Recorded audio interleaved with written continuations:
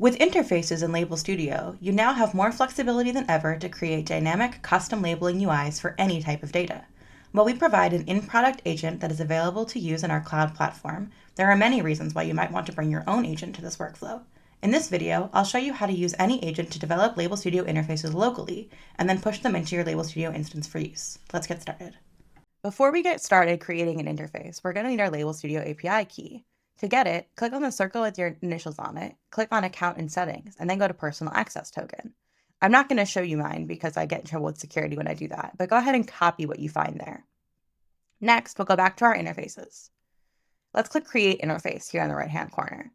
In the other video, I show you how to create with an agent, so here I'm going to show you how to develop locally. The first thing you'll need to do is install the agent skill. You only need to do this once, and I've already done it, so I'm not going to do it again. But all you need to do is decide which agent you want to use, Claude, Codex, or Cursor. Copy the command that you see here and run it in your terminal. You can run it from anywhere. Once you're done, you'll be ready to use the skill.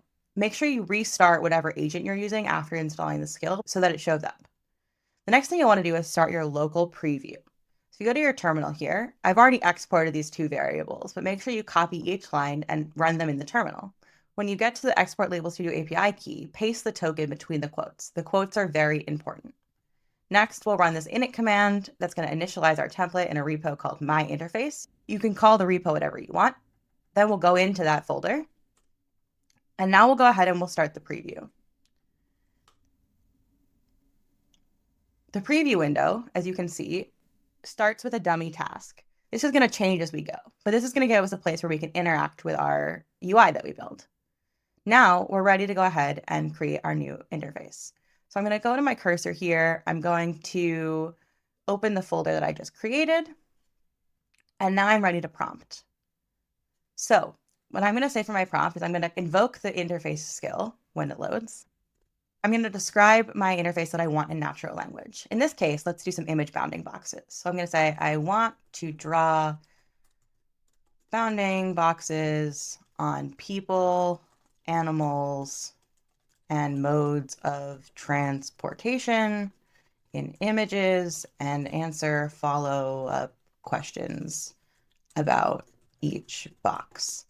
And then I have a sample image that I want to use. So I'm going to say use images.jpg on my desktop as the sample data.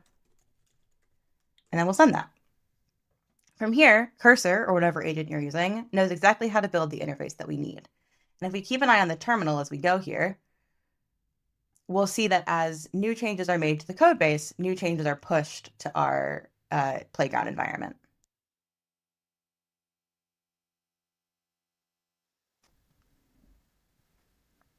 You can see that it's pushed new changes. Let's go take a look at our image. And we can see now in our playground that this image is loaded. We have this great image of a possum on a snowboard. We can go ahead and we can label it. So if we click on the person, we can label this person. And if we click on the person here, we can see that we have categories, we have age groups, we have activities, we have notes we can add. For the animal, it looks like we get the same type of questions here, although we get species questions and setting questions. And for vehicle, is a snowboard a vehicle? I think so. We can click other, it's moving, whatever we want to do here. This is looking pretty good. It's still running some commands in the background to make sure that everything looks good. But from here, we can iterate as much as we want using Cursor or your agent of choice.